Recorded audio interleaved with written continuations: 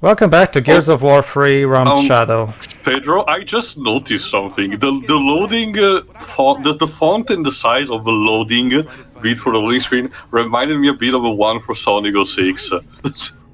I think he means the font. Yeah, that's what I meant, the font. I guess. How interesting. Well, keep in mind, it might be just a common font anyway. So back we are with the adventures of not Marcus and his Merry band. Beardy, Latina Laura Bailey, and Ty and Ming. That commander, the commander from the first game that was just there to die. There's also Ty, who was sort of meant to die as a means of showing how much business the Locusts meant in the second game. I mean, okay. To be fair, Ty was a pretty good character. Ty served this purpose well in the second game, Joe. It's just that you'd think in this game he would get a bit more fleshing out, but not really. He's just there. That guy's just as a hammer. And there we go. There's Raam. Raam is entered the server. Whatever you said, buddy. Alright, so now you get to play as Raam. Okay, so the Queen is giving him telepathic instruction. Yes, and I don't know who voices her, but yeah, the actress came back for this DLC. Oh, I forgot. Okay. She also comes back for the flashback scenes in Gears 5. Raam, smash. Alright, so, yes, basically. Okay, so here's how Raam works. Raam has two attacks. He has the melee close attack with the knife, and he can also throw the Krylls at remember that those those piranha-like bats that used against us at the end of Gears 1. Well, we get to use them ourselves now, and we can basically have them devour the human soldiers in a matter of seconds. There you go. Anyway, I guess it works the same in the multiplayer modes. I don't know if it's playable on multi. I'm guessing not because it wouldn't really be fair. Actually, no. So. His popularity managed to make him having been at least playable in multiplayer ever since Gears 2, I think. But I don't know if it's just a skin or it actually has these moveset. I haven't ever played Gears multiplayer, but I'm assuming he's probably nerfed because if he has these skills in multiplayer, then whoever plays Raam is in a huge advantage. Okay. To be fair, it depends on if they balance it out by also buffing the other characters for the multiplayer.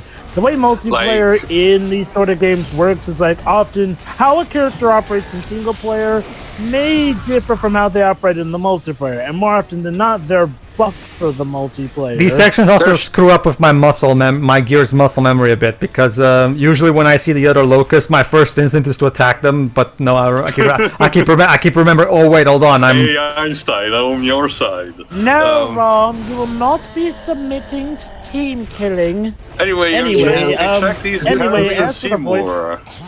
Damn it, I was gonna say that all that time before. Sorry, but she's also been working for BioWare because she has a couple important characters both in Dragon Age and the Mass Effect series. Then she probably was one of the Elder Gods in Mortal Kombat Annihilation. I don't remember that. The Elder Gods had lines in Mortal Kombat Annihilation. I don't remember that. I think there was a moment of even a narration or something like we were. The only major voice acting was Raiden because Raiden narrated not only the intro but the endings themselves. I don't remember. Okay, in the there's the Conquest mode, I guess. But did the Conquest mode have? No. Mortal Kombat Annihilation, the second movie. Oh, never mind now. Oh god, for a moment I was thinking of Deception for some reason. Oh god, never mind. No, Annihilation. Oh, no. Okay, in that case there, it makes sense. Remember, it happens at the end when Shinnok is about to, take matters into his own hands and break the rules, but then the other Elder Gods show up and prevent him from doing it, and they say, and I quote, "The fate of the Earth will be decided as it should be in Mortal Kombat," and then the music plays. So that's one of the few. That's one of the few cool moments in that movie. But yeah. Basically, Raam is broken as all hell, as you can Yeah, I see. can see that. He's basically so it is kind of a fair share to be able to play as him. However, these sections don't really give us that much to do, really, because it's cool to to be able to kill the human soldiers, like we're literally having him be eaten by piranhas. However, because it's the only 2 attacks Raam has, these sections kind of get old fast, because you're just basically doing the same shit over and over and over and over with Raam. Weird. I recall him having physical attacks in the multiplayer. Doesn't he have them here too? I haven't played the multiplayer, Jova, so I can't. No. I'm asking, doesn't he have them here too? No, the only attacks he has is, well, he has the Roddy Run attack with the knife. He can also use the knife on close combat, and of course his primary weapon is the Krylls. But outside of that, no, he cannot really do anything. At least not that the game told me. Again, I can't say for utmost certain, but from what I have glimpsed from the multiplayer, I recall him having multiple physical attacks, and that whole swarming ability being more a power-up than, something you can spam. Whoa, what happened? Ooh. Well, the helicopter's gone. With the leader Alright. under our control, we will protection of their capital city. The humans will Shit be- explode. I guess your Gato was not in a good mood today, Pedro. It seems like it. No, I don't even remember this happening on my previous things. All right, seems like it's better now at least.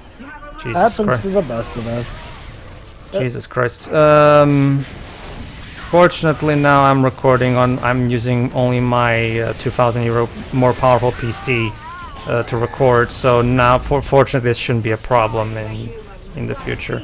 Are you using self-recording or are you? No. Well, remember, Joe, but using the Elgato takes a lot of fucking resources out of your PC. So if you're not using a very powerful PC, this kind of shit can happen.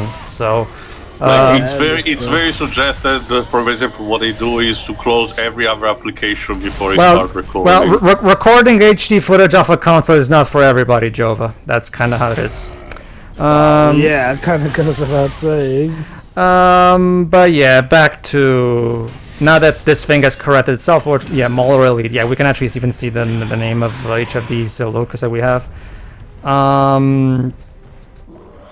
Apologies for that little breakdown, people, but don't worry, you didn't really miss much. It was just a helicopter being destroyed.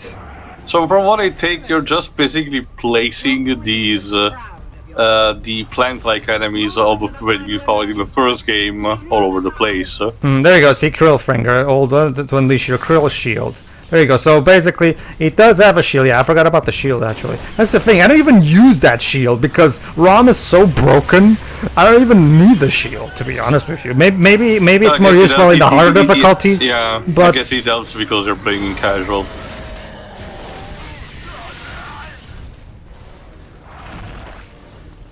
But yeah, well, regardless, well, okay, there you go then. He has a shield, he has a knife, and he has the Kryll. That's basically it. Again, the big problem is that these sections boil down to the exact same thing over and over. Kill all the enemies. The enemy and he dies. kill all the enemies with the Kryll, so that the Locusts can build their things, and then move on to the next session. Do rinse, repeat, and it's basically this. And there's only 2 sections of these, so it's not even. So apparently, even the developers realized that playing as Raam was a bit too repetitive. So they made their only 2 sections like these, and they're relatively short. So what have I missed? not much really. We're just I'm just playing as Raam killing enemies. Oh, come on! Did you miss my explanation of Raam's abilities? Yeah. That was a close. That was the his equivalent of the Lancer chainsaw thing. The problem is the camera pointed at the vehicle, so we didn't see it. Sorry. Camera So discretion basically, shot. this guy can understand and hear what the Queen's orders are. Through telepathy. Through telepathy, the Locust can the Queen can communicate telepathically with the other Locusts. That's how she orders them around. We'll actually get some more details about all that shit in Gears 5. So. Ooh. Oh, there you go. These are actually the max that we used in the vanilla free game. But yeah, again, the ROM sections boil down to basically just this: humans come, kill them all, so that the Locusts can build their stuff, and that's it. It's just literally this.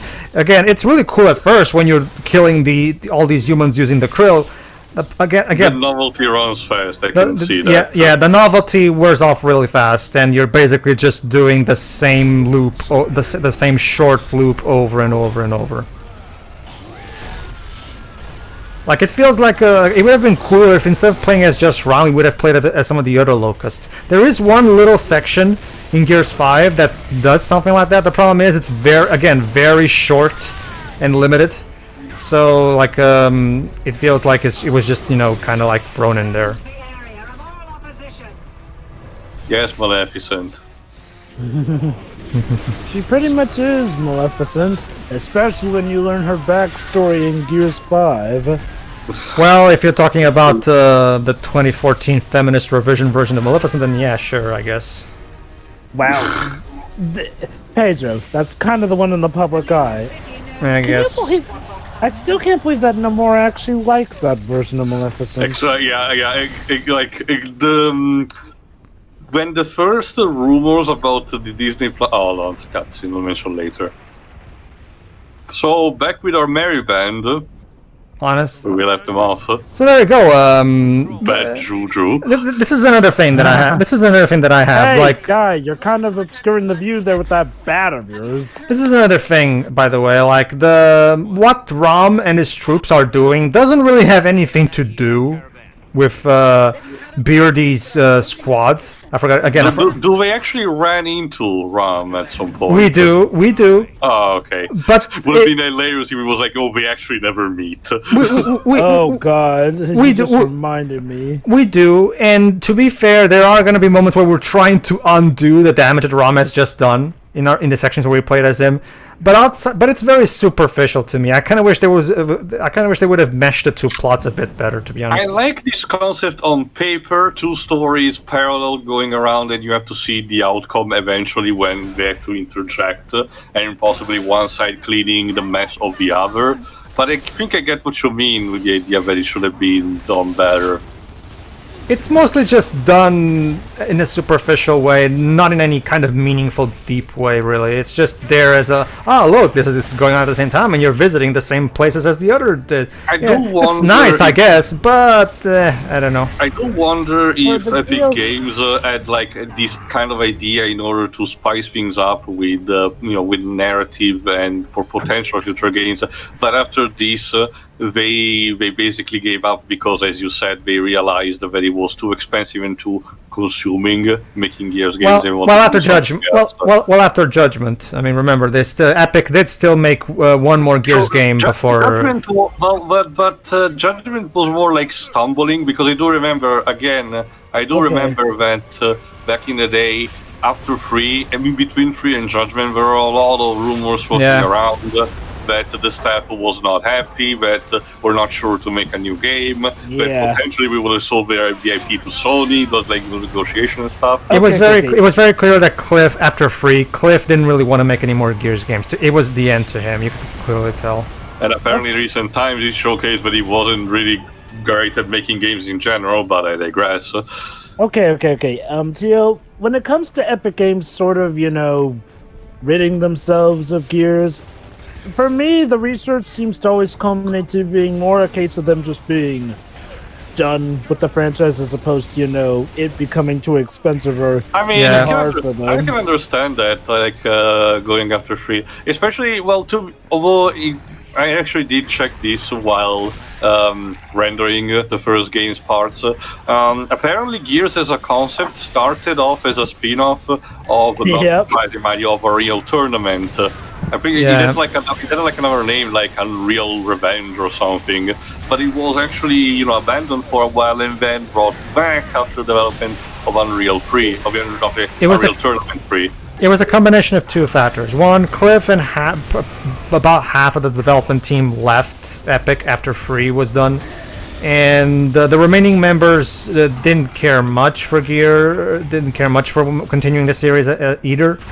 Judgment was more made because Epic still felt like there was more money to be made because they could have still squeezed one more game on the 360 because this came out in 2011, so there were still 2 more years of Xbox 360, so there was still time to release one more in 2013 actually.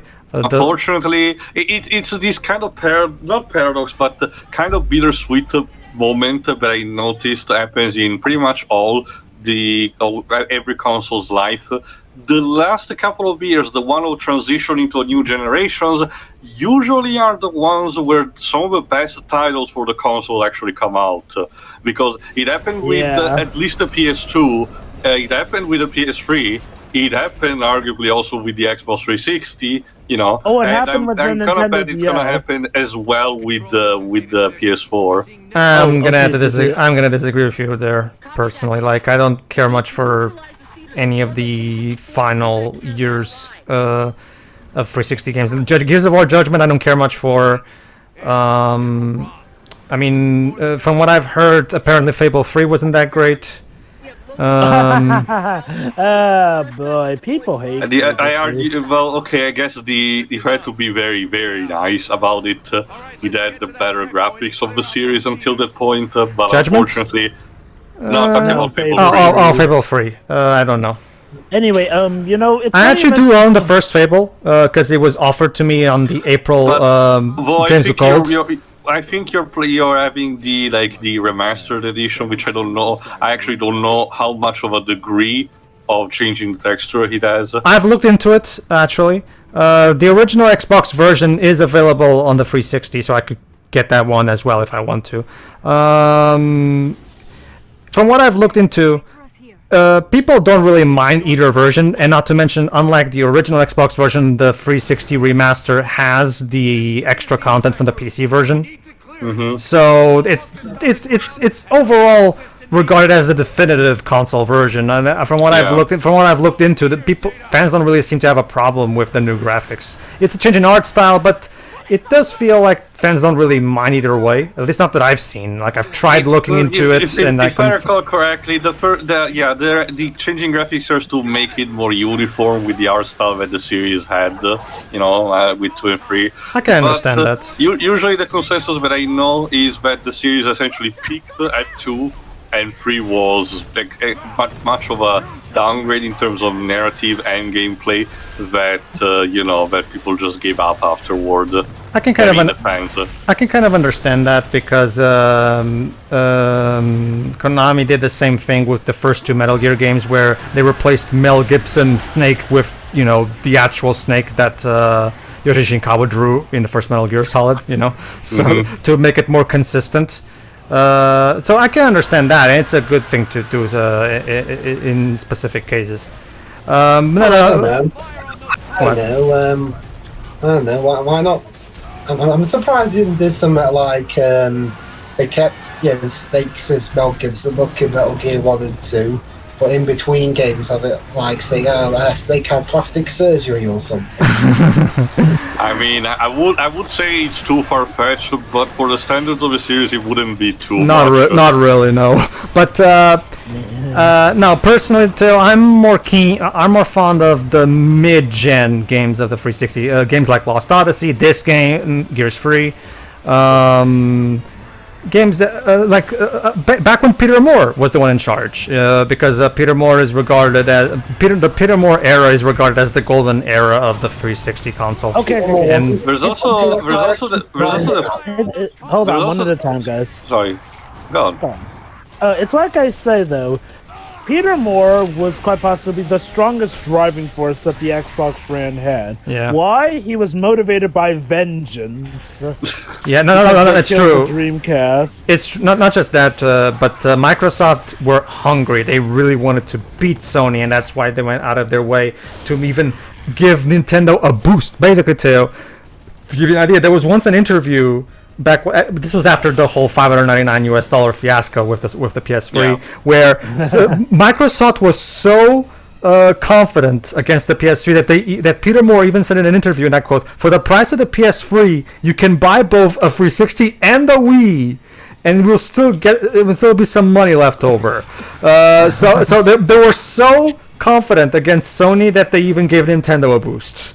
And you know what? And you know what? To give Microsoft credit, back then they had a good right to be confident. Sure, yeah, the 360 had its own problems, but man, that lineup was a thing of dreams, mind. It's not even just that. It was more so the fact that they actually were genuinely trying to go after a lot of the a lot of stuff. Like they were the 360 era was basically the time where Microsoft did their genuinely best effort at trying to make Japanese people care. They still failed, of course, but there was a good effort on part of they bought exclusive Western rights to Tales of Vesperia.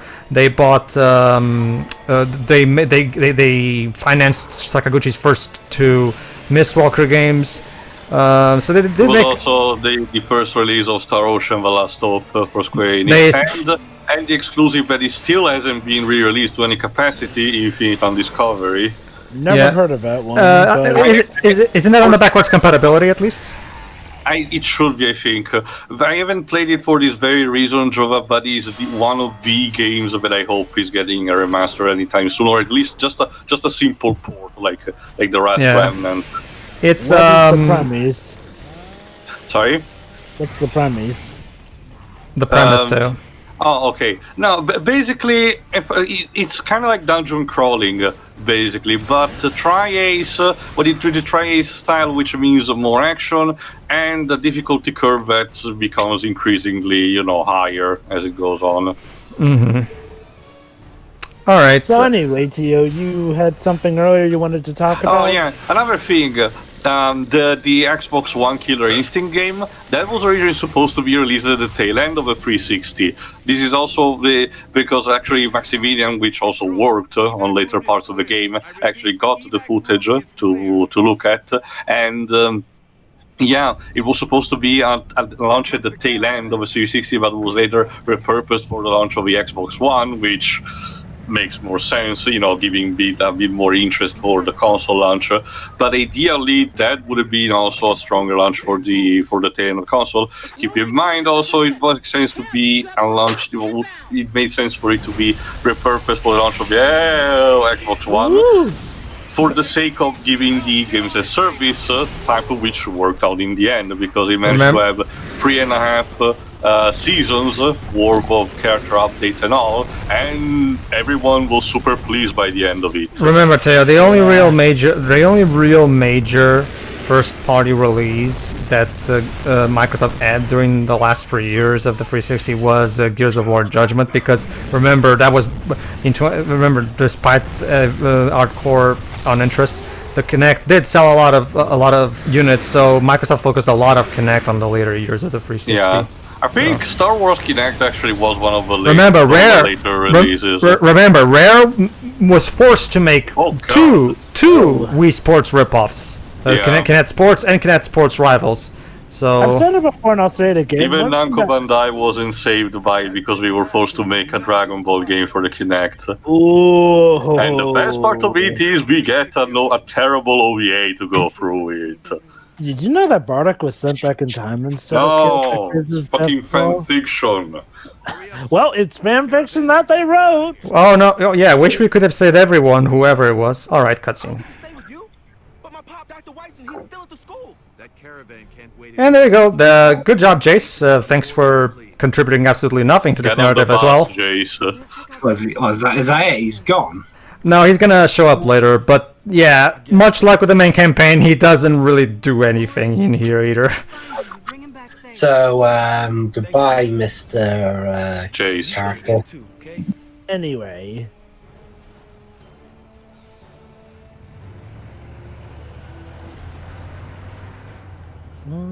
I love it. It's the equivalent of literally being put on a bus. Not in a tank, but yeah. Hide and seek. What? Is Raam too shy to show up? Like we have to. He's closing his eyes to 10. Yeah. He's a bit camera shy. So yeah, hold on. So now we're going on. Okay, so yeah, we're gonna continue trying to evacuate people. Yeah, if I recall correctly, actually I checked. Apparently, this takes place like 1 year. Actually, the specific timestamp should be like 1 year Hey. after E-Day. Hey, Jova. Yes. Gotta give credit. At least, unlike in Shadow the Hedgehog, we actually get to see the evacuation take place. Great. Guy, do you want to know how don't you want to know how if Mr. Yuji Naka is all right? But yeah, back to what I was talking about. You know, for as much thing people may not realize here, one thing that really did help the Xbox brand back in the day was the participation of Bill Gates in the marketing. Like, sure, yeah, he was obviously not as involved in the game companies, but if there's one thing he excelled at, it was being a nerd who knew what us nerds would like. Which is why he participated in a lot of the events, like selling the first ever copy of Halo free while flanked by a bunch of Spartans. Yeah. Awesome. Like, Bill Gates is an awesome guy. And, you know, when he stopped really participating in the major game division stuff was, you guessed it, the start of the Xbox One era. God, even the dialogue in this DLC is not as good. What are you talking about, Pedro? All this detail is so important to the overall lore. No, that's the thing, Jova. Like, even though Tom Bissell didn't write this DLC, at least I don't think he did, it feels like Tom Bissell wrote it. Like, it's just, for those who forgot, Tom Bissell's the one who wrote Gears of War Judgment, Gears of War 4, and Gears 5. Okay, to be fair, I'm going to be quite honest. For as bland as some of the dialogue may be, it doesn't feel annoying like Gears 4 or Gears 5, so... I would say Gears, so Tom Bissell's dialogue is not so much annoying as much as it's just lame, but whatever. Well, okay. Well, in that case, let's just say the story doesn't feel annoying like Gears 4 or Gears 5, then. Honestly, Joe, I can see your point for 5, but I don't. But honestly, Gears of 4 story to me is just kind of there. I mean, here's the thing. Gears 5 was the culmination of bad stuff, but let us not forget that Gears 4 is the one that kind of started the crap train. Although I do hate the fact that the fact that I hate what it does to the climax of 3, but that's a topic for another day. Okay. How to put it like this? We can talk about it more in depth when we get to it, Jova. I'll just sum it up.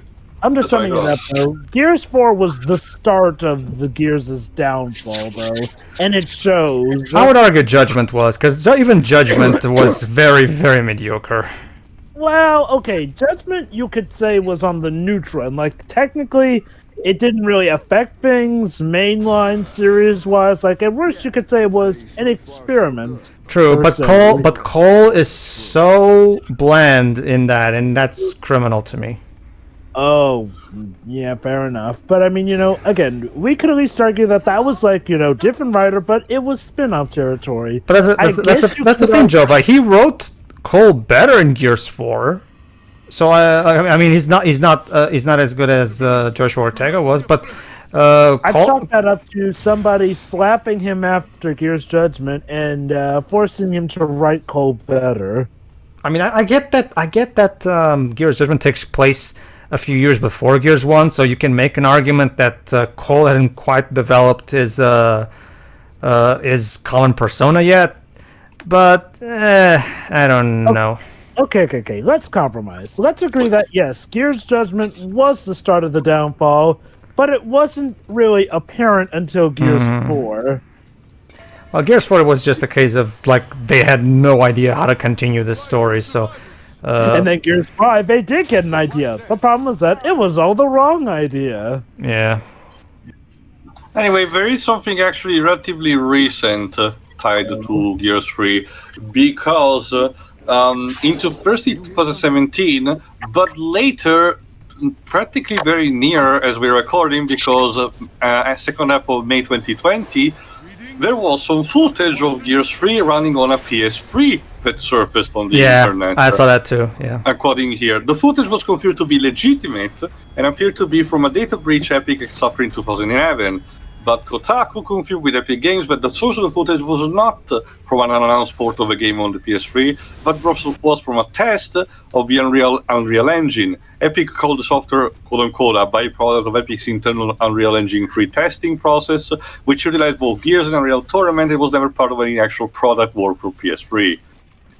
Weird still, but okay, I guess. It was just I'm guessing they had to use something to test stuff on, so they use the because hey, I mean, if anything can run on the technological mess that was, if it can run on the technological mess that was the PS3, it can run on anything. Yeah, I guess. It was mostly just used for tech. Actually, it's funny you bring that up. That was actually a problem with the PS3. It was so foreign in battle technology. Like, let me put it like this: whenever backwards compatibility of PlayStation consoles is brought up, the odd man out is always the PS3 because it is just that back asswards about of technology compared to like every other console in existence. Like, let me put it like this: even Nintendo. Sorry? He's talking about the Atari Jaguar. Well, that was also a bit of a mess. Yeah, it was. Oh yes, it was. And the Saturn is still a pain in the neck for all people making emulators of it. Fortunately, RCPC's RC3's developers who make the one big PS3 emulator that's out there, they've done some really good progress in recent years. That PS3 emulator's been in the works at the very least since like 2014. How's it going? It's actually doing pretty well so far. Like they've managed to get some running games at full speed with appropriate visuals. They've done some really good progress. It was enough for Atlus to release a cease and desist regarding Persona 5. So. Oh, I keep forgetting Persona 5 is on the PS3. Remember, Joe, but the game was developed, forgot most of its development time as a PS3 game, and Atlus thought, you know what, and since they still release it in Japan on the PS3, and they thought, yeah, whatever, we'll release it on the PS3 as well in the West, why not? Clever. But yeah, it's not like Persona 5 was that taxing on the PS4 anyway, so. It's because there are more PS3s sold in Japan than PS4s. Because remember, Japan doesn't really care as much for home consoles nowadays. They prefer mobile and handhelds. So. Anyway, one other thing that I didn't mention was about regarding specifically of the campaign for the fate of Clayton Carmine. As we saw from the ending, he actually lives. But minor correction: instead of an actual online poll. The fate was determined as, the voted between July 29, 2010 and September 6, 2010, was determined based on the sales of Xbox Avatar t-shirt available for purchase on Xbox Live. Epic had developed both endings in case we just chose the one that at the conclusion of the vote. But here's the kicker. The voting campaign raised over $150,000, and all of them were actually donated to Child's Play. So Epic and Microsoft actually decided to put the cause to a good use. Ah, that's wholesome. Yeah. God, I still don't care for these new characters though. Like they're just. Even the setting, it's supposed to be like an abandoned school, but. For me, it's mostly remember what carries these campaigns are the characters, because the stories are never really all that interesting. It's up to the characters to carry them, and these new characters, they're just so generic. Like they're. I liked that session before where you fought the wretches in the ambient that was dark with the red lighting here and there. Oh no, the gameplay and atmosphere is still good. It's mostly the characters that are lackluster. Also, that's a big gun. Yes. That's their gun. That's a rocket launcher. Okay, damn. Oh well, okay, yeah, that was Gears 3 from the Girl Scouts. And that was Raam's Shadow, everybody. What a short-lived campaign. Jeez. All right, so we'll reload the last checkpoint in the next part, everybody. See ya. See ya.